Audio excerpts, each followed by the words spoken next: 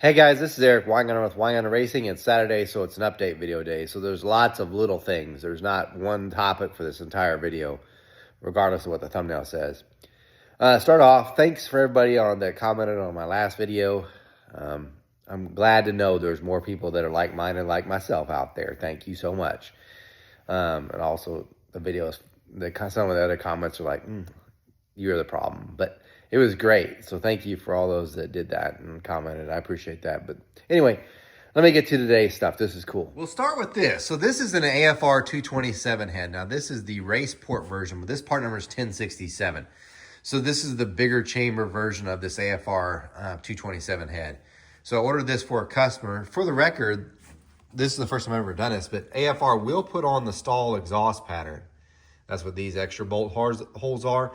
They do charge extra to do that, but they will do that for you.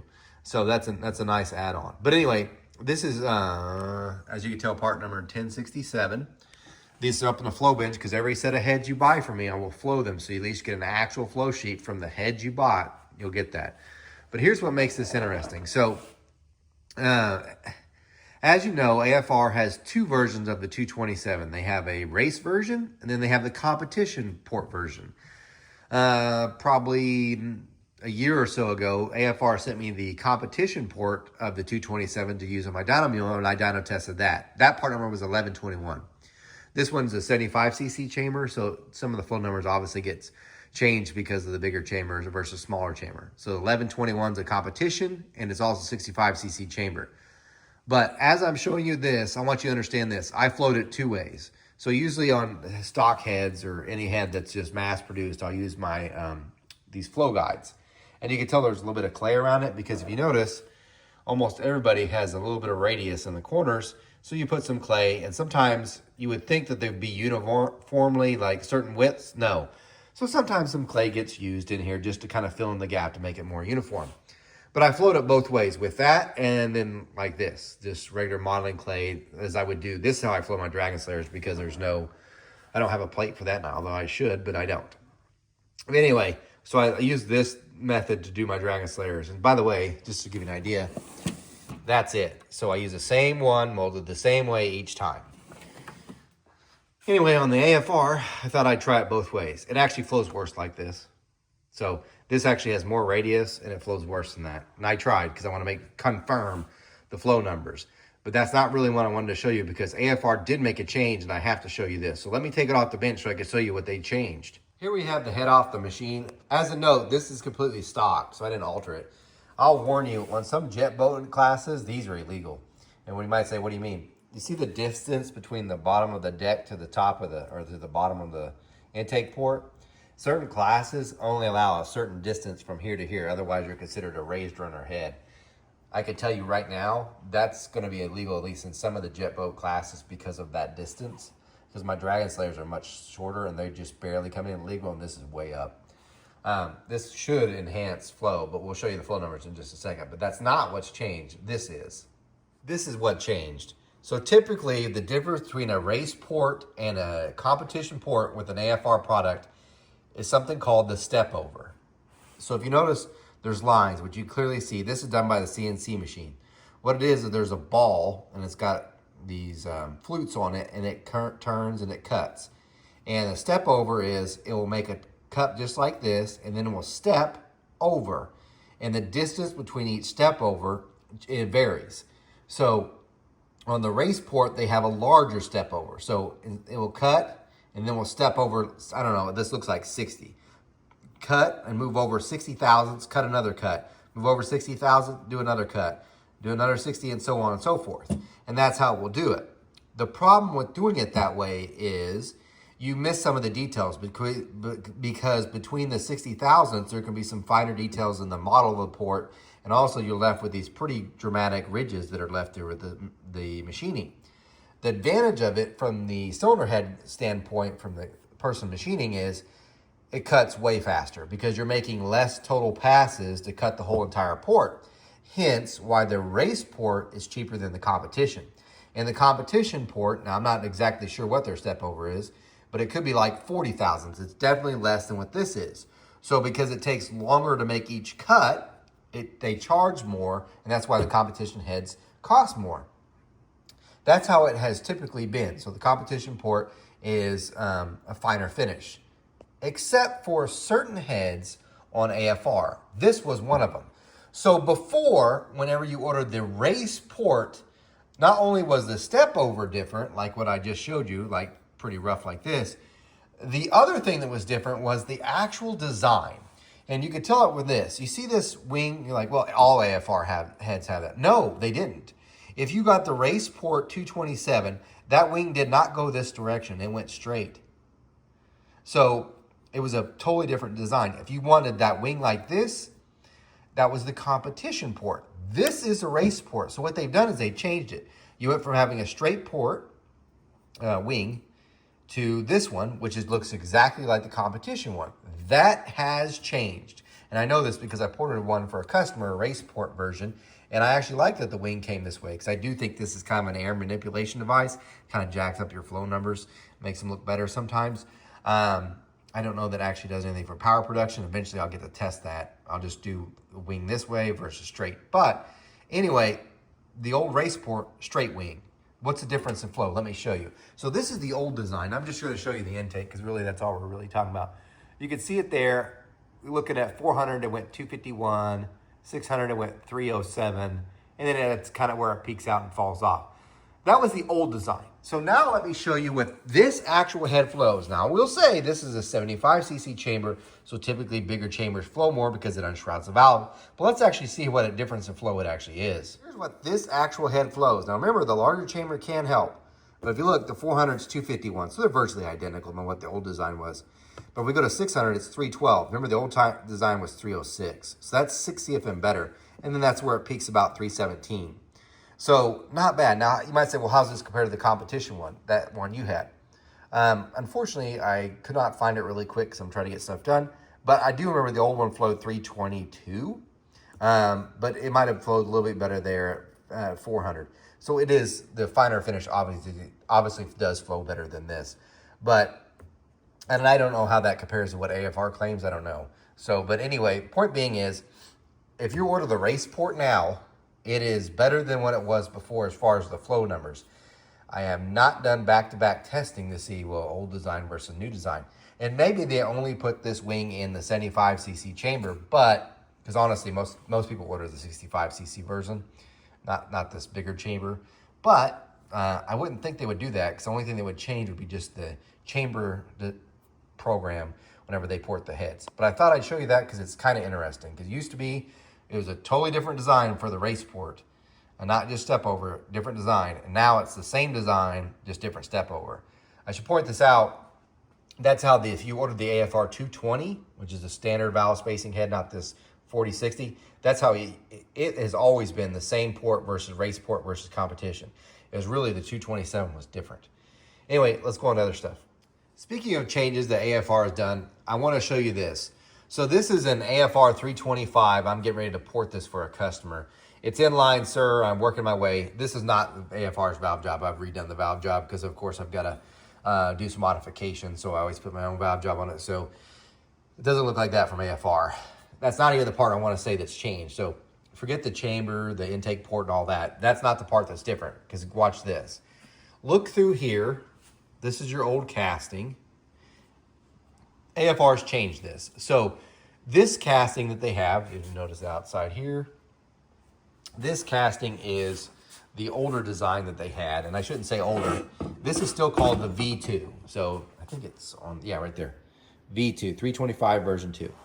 But if you look at this, this is how they were before. And I'm going to give you a little history lesson here. Edelbrock used to cast heads for AFR. Matter of fact, if you go back further, AFR used to cast their own heads. Then Edelbrock did it. And then Edelbrock stopped doing it, and then they started using a different company in America, which I'm not sure if I can name them, so I'm not going to. But they use an American company to cast these heads, so these are actually an American casting. The problem was there's some changes that went from Edelbrock to whenever they used this company to do it, and also they were having just quality control issues, flat out. I'll just say it. They just weren't having, things weren't as consistent. They wanted to make some changes to the molds anyway. And they were really having just issues primarily with the castings. I don't want to go into too many details, but AFR is always trying to push things to go further, to get better. Now, point out this before I go further. AFR offers a lifetime warranty on castings. So it doesn't really matter if you've got this one versus the one I'm about to show you. They all have a lifetime warranty anyway, so it's regardless. It's pointless if you're like worried, because it makes no sense. Because if your casting fails, AFR takes care of you anyway. But they're always trying to make things better. And they found an overseas company to now cast their heads. And this is going to make you, some of you are probably going to get upset. And you're like, oh my gosh, stick in America. They still sell American castings. So they still do. Don't get that problem wrong. But they did switch to some of the import castings. And this part's probably the part that's going to make some of you upset. But this is the truth. The import castings are superior to this American casting. Superior, not speculation, superior. When I show you the pictures of the differences between what this one is and what the new one is, it's superior. The casting itself, they use a permanent mold. This is sand molds. Sand molds can shift, so you can have different variances between where the water, even though you can have the best core design ever, things can shift from the pour. They're not as uniform. The permanent molds, they are much, much better. The castings are so close per casting. So from this head to another head, they're just better. You know, I hate to say it, the import people have figured out how to cast heads and do it better than us. It's just the facts, at least in this particular instance. Not all foundries are that way, but the one that they had used, I would definitely say the import one's better. Anyway, I don't want to put my foot in my mouth any too much further, but this is the old one. I'm just going to show you how you can tell the difference in the changes. So pay attention to here, because I'm about to show you the differences. So here's that. Now here's what the new one looks like in this area. As you could tell, it has far more oil drain back coming through. The oil drain back holes are dramatically bigger. It now has captured push rod slots, which I'm like, oh, I'm not a fan of, but still that's there. Again, this is the old head. So here's some major differences. You'll definitely be able to tell the differences on that. So here's our top part where our rocker bars. By the way, the valve spacing, everything's the same. So when you have the valves, rocker studs, all the same gear, goes all the same placings. Really the biggest thing that changed, like I said, is the casting and how they did it. They've done some things that definitely make it stronger and better overall. So the big thing I want you to notice when I show you the picture is, if you look at, this is the old style, the rocker stud positions. This, if you try to put shaft rockers on, they put a little pedestal up. I know because I've got them on my blower engine. They have a little pedestal to get up above this. And then they have your pedestal layout or your stand. Same thing with the other end. But look at this design. Also notice the drain backs that you have here, your drain back holes, your drain backs holes. You look at this, all right, this is the old. Now let me show you the new. You could definitely tell the difference in the rocker boss area. They cleared out a lot of material, like I said, to clear for a rocker stand, for your shaft rocker setups, and it's just beefier. There's more supports and more drain back, which is a positive as well. So good job there. Okay, this is the old head again. This is, pay attention to this part. This is your exhaust flange side. We're looking at it. It still says V2 because it is. This is the more modern logo. So if you see this, this is a more modern head. If you see the one that looks like this, it's an older one.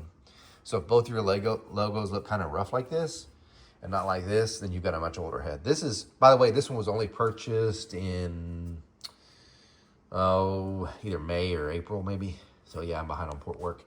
But the new ones don't look like that. They look like this.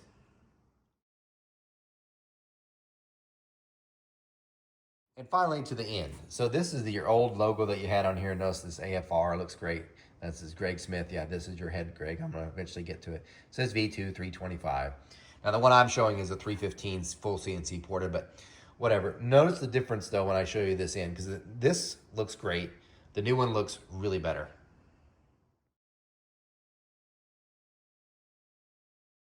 Okay, in case you're wondering, how did that 315 full CNC head port flow, the brand new one? Well, here's your long runner intake, because remember they have a long runner and a short runner in a big block. Most people only ever publish the long runner, never the short.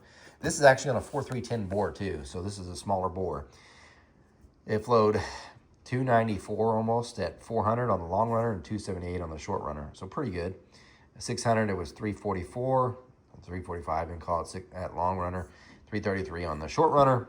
Not bad, peaks at 375 and 364 on the intake, or 369. Exhaust flows like 291 without an exhaust pipe attached. Really nice flowing head. So no complaints there. This head, the reason why I didn't do it better in that video is because I was taking this one to Dunsworth Machine, because this one, they're building a 468 big block Chevy. These heads are going on it. And then a 454R intake and hydraulic roller cam. And we'll get to dyno that later on. But anyway, that's what these heads were for. So I thought I'd show you that. There's that. Well, let's go on to other stuff. I'm going to echo bad in here because I'm not putting on my mic. I just don't feel like it today. These are the AFR Enforcer heads, the new ones. So if you remember that video that got deleted, that was from these ones. So I told you I was going to port them for a customer, and that's what I'm doing. I left them small because this is going on a 3D3 and more of a street type build. So can they flow more? When I show you the flow numbers, yeah, they can, for sure. 100% they can flow more if I just made them bigger, but that's would not make his engine perform better. It would just make the flow bench numbers look better. Not bad though, but anyway, you could tell what's been done. These are a 208 intake valve now. I mean, they're a little bit bigger, but they're not, I mean, I shouldn't say a little bit. They are a little bit bigger as far as the bowl wise, but I didn't go hog wild on them by any stretch of the imagination, especially on the exhaust side because of the problem with the seat thing. But anyway, you might say, well, whatever happened with AFR and how come you didn't re-release that? Well, here's what's going on with AFR. AFR wanted some things changed. They're like, hey, they actually said, wish you would have called us about the seat thing. And I was like, I just did a video because they pulled some and they didn't have the same issue. So lucky me, I got the one bad one. But anyway, what they are doing is they're flowing. They've got 2 flow benches there. They've got a Superflow 600 and I think a 1020, maybe a 1200, because they might have the bigger version than that, which you're like, they don't make that. They used to. Anyway, they're going to flow the completely stock Enforcer, which I can't do anymore because even on the other hand, I've already altered the valve job.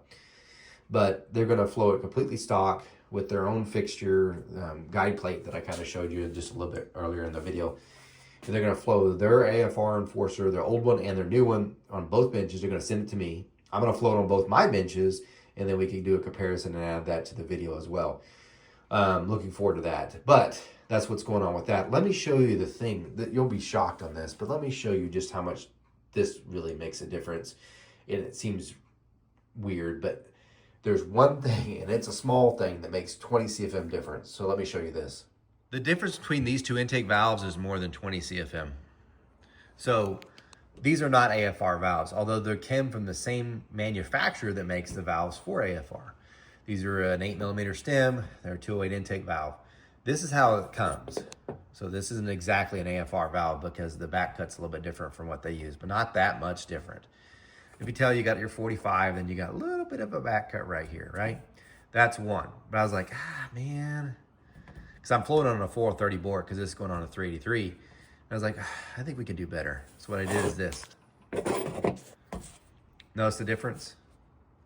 So I had to remove some of the margin, so I took more of the 45 away so it'd make it wider so I can add more back cut. That's still a 30-degree back cut. But between this valve and that valve, 20 CFM. And let me just show you so you can get an idea. So I'm gonna show you on my computer. It might do a little flashy stuff, and I'm sorry about that, but it is what it is. Let me show you. Hopefully you can see this because I've got the privacy screen on my phone, makes it hard things to see. But if you see this blue line that's way down here, someday I'll get it. There it is. See that blue line right here? That's stock. That's what the Enforcer flowed stock.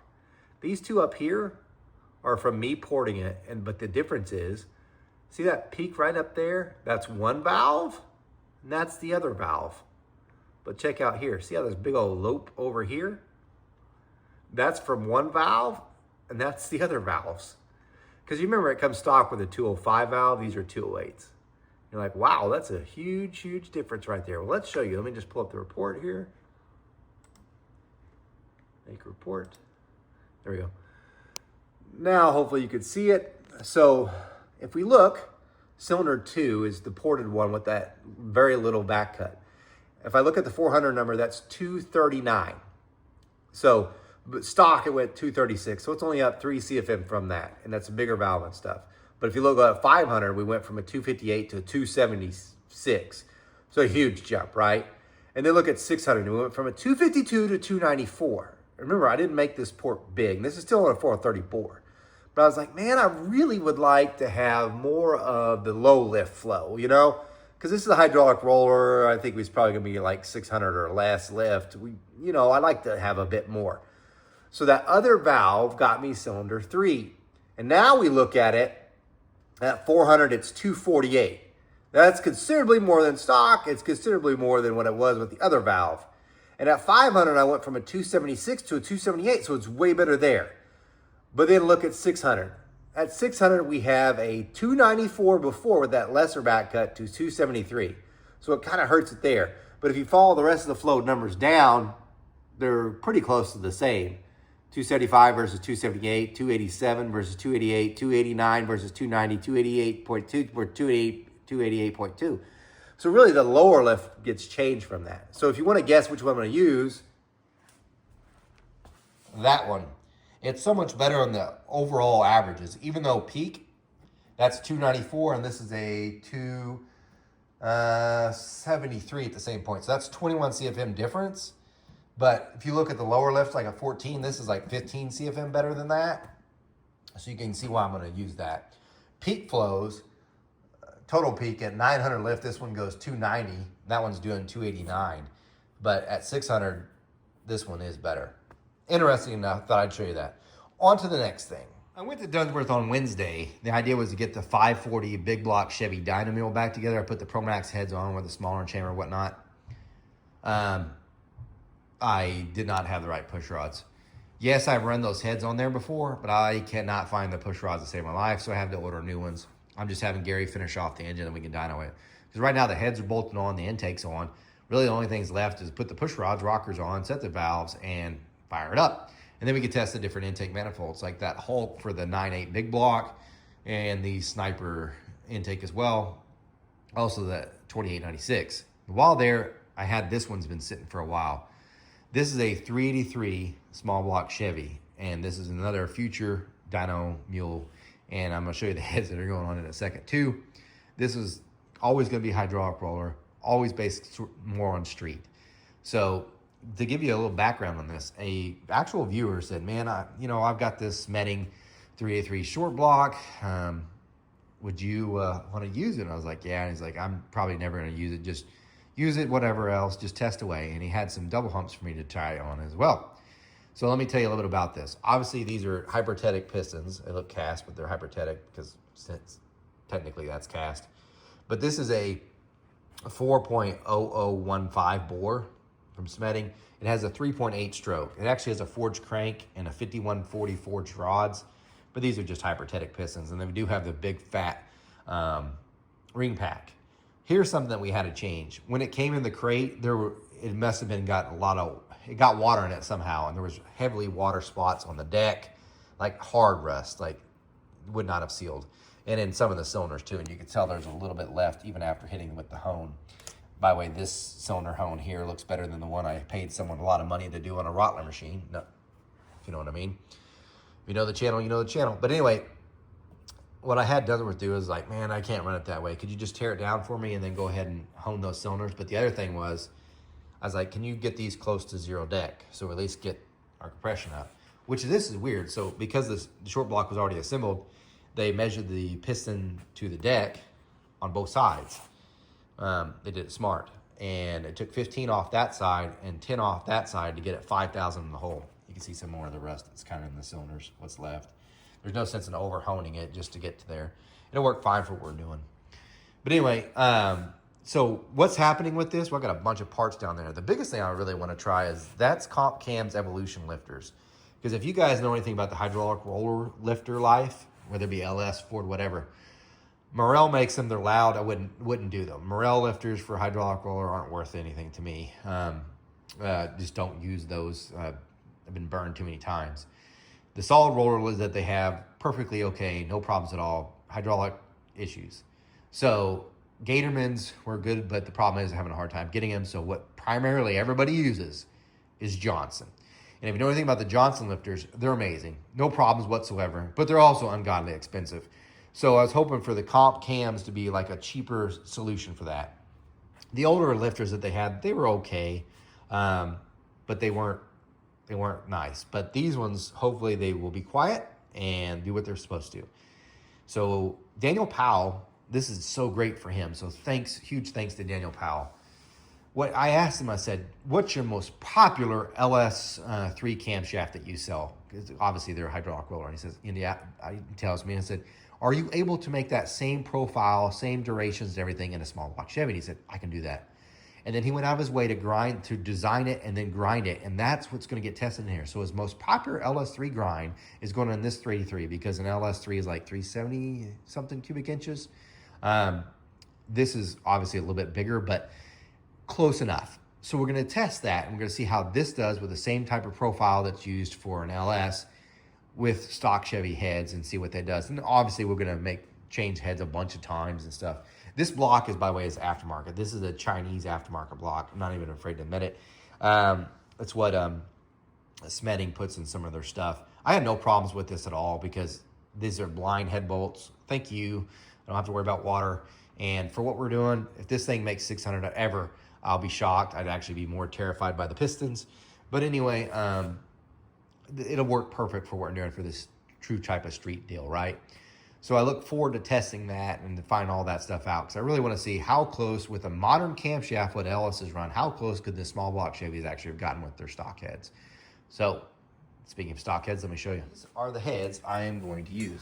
Now I just got done halfway grinding them. I just do not have time. So I feel bad because I'm like, I was going to go all out. I don't have all out time. These are a set of 461 double humps. I cut them out to a 1.900, 1.600 exhaust valve. And it looks like, man, you did some heavy work. No. I didn't even smooth things up. I just pretty much did the bowl on this and a little bit more on the exhaust side. If I remember right, and by the way, I really ported one, and then I was like, I'm not doing that at the rest. So one of the ports is going to flow better than the others. I don't care. But I think they flow right at 220-ish on the intake, which is pretty low. The exhaust side's not bad, like a 170, 180. I can't remember off the top of my head. But right now, I got to mill them down because I'm going to clean up the surface anyway because we're using MLS gaskets, put them together, and that's what's going on. We're going to use an AFR dual plane on this, and this should be relatively fun. I'm hoping that the rocker studs also survive because you're like, what? Stock ones? Yeah, they're pinned. I'm just hoping they don't break. I don't think they're obviously they're not going to pull out through the pin.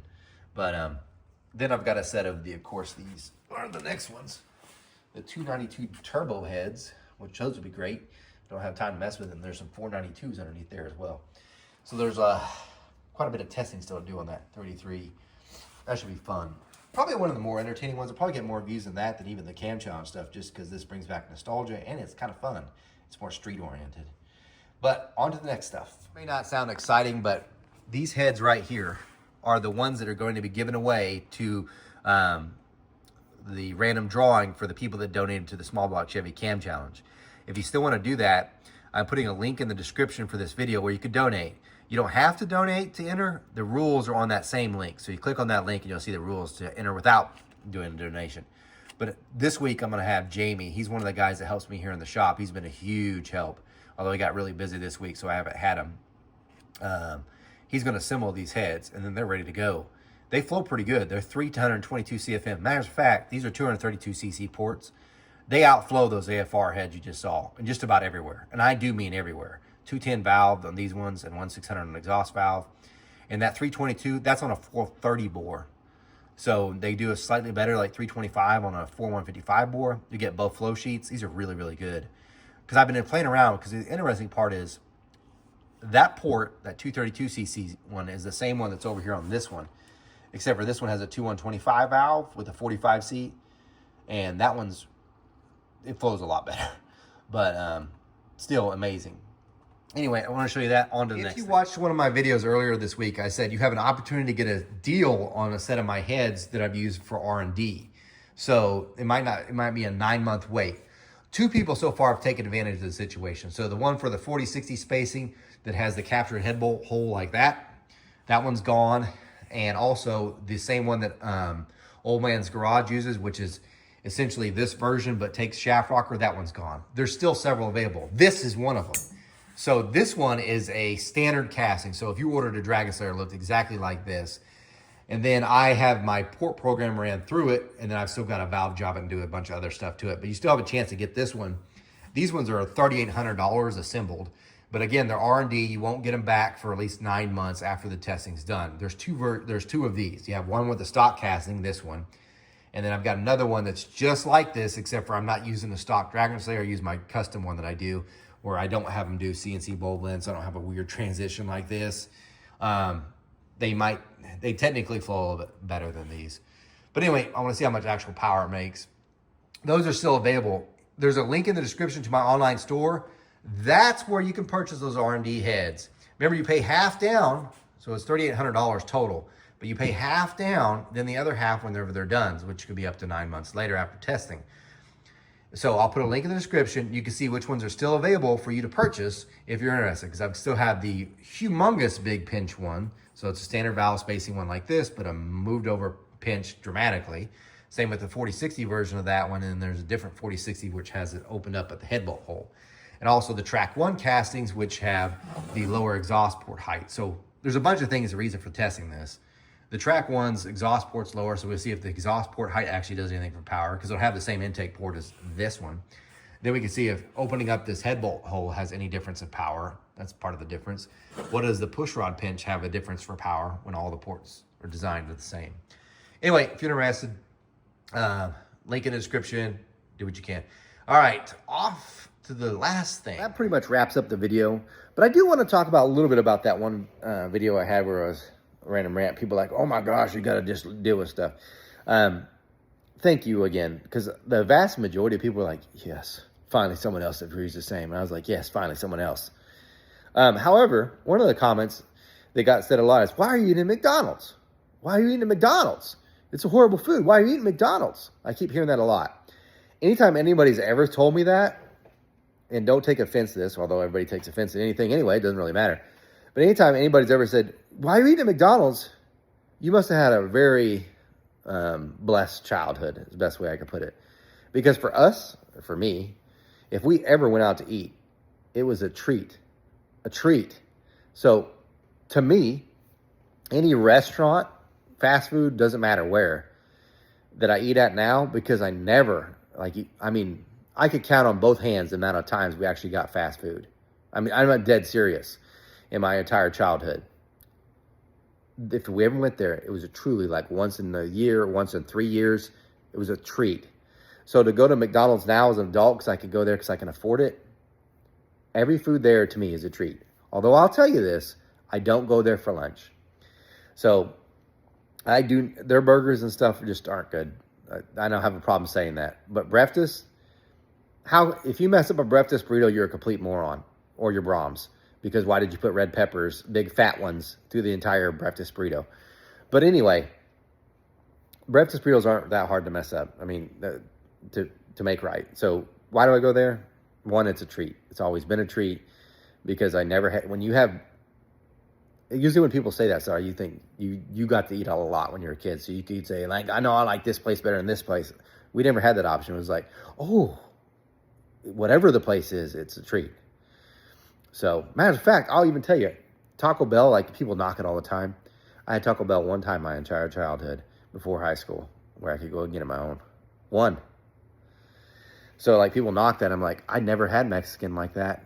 That was, like, the first Mexican I ever had. So, it's a treat. Treat. So, I don't, and the part of that, and I'm not trying to knock anybody for this. I understand where you're coming from. You're like, if you compare McDonald's to other restaurants, you're absolutely correct. Not as good as others. You're 100% correct. My favorite burger is Goldie's, and that's a sit-down restaurant. Second favorite is Ron's, and that's also a sit-down place, and it's local to here. Like both of those, right? 100%. I'm with you on that. So if you say, where would you try to go? Gotcha. But what about fast food? It's Whataburger. It will always be a Whataburger burger is one of my favorites. But you can't deny McDonald's fries. But the other thing that people said was, it's going to kill you. They're poisoning your food. I hear you. I do. But there is nothing that's safe anymore. You can go to the grocery store. You think the stuff in the grocery store is safer than the stuff that McDonald's sells? It's the same stuff, man. Doesn't matter. Their hamburgers probably coming from the same place, except for McDonald's probably has You know, maybe they have higher quality standards because they're afraid of getting sued because they're a smaller corporation, while Walmart's can just put it underneath the rug. There's no such thing unless you grow it yourself. And even at that point, you're like, well, I'm just going to grow my food out here. Because I love farm. I love, no one can deny if you ever have a cattle butchered, that beef is amazing. Same with the pig. Oh, I would love to buy a pig right now. I would love a slaughtered pig. It's delicious. But anyway, all that aside, that costs money I don't have. But that stuff, even now, because of the stuff we put in places, I don't know how safe it totally is either.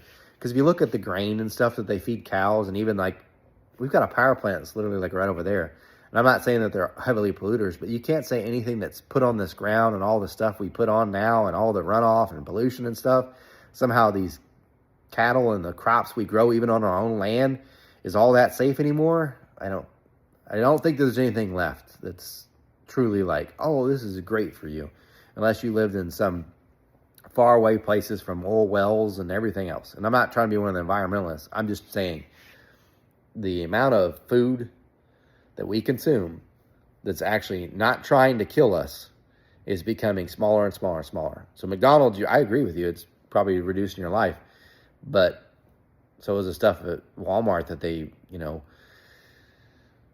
do their ultra processing and stuff on that we eat, lunch meat, whatnot. And even if I tried growing a garden out here, I think about everybody else's stuff that they put on their yards. That still make it in the food that I eat, their herbicides and all that. So I think that time's gone. It's kind of the reason why I kind of miss the old times, you know what I mean? Because my parents they used half their backyard as a garden, and I loved it. I loved the green beans. I loved it. I wouldn't do it now. I don't have time. And also, I don't know how, because we have a septic. I was like, I don't know how that's going to turn out. But anyway, so I hear you on that. I truly do. But I don't know that there's an easy, safe option anymore. I think that part's gone. I do like local farmers that grow stuff. I will say that. If I could support them more, like if there was typically there's a farmer's market where you can get stuff. Fresh green beans, amazing. I like black eyed peas and snaps. And that's like a green, for those that don't know, because I know I'm south. But it's like it looks like a green bean, but it's got the black eyed peas in it. Those to me are delicious. The best thing for me. I love those. There's just a lot of stuff. Fresh cow, fresh pig, amazing. So if you can get that, great. But I don't know how much safe anything is. Anyway, long random rant that shouldn't even have had it happen. But there you go for the 5 of you that made it to the end. I think that's all I got. So, guys, I am no Superman, as you could tell. I did raise Superboy. You guys, take care.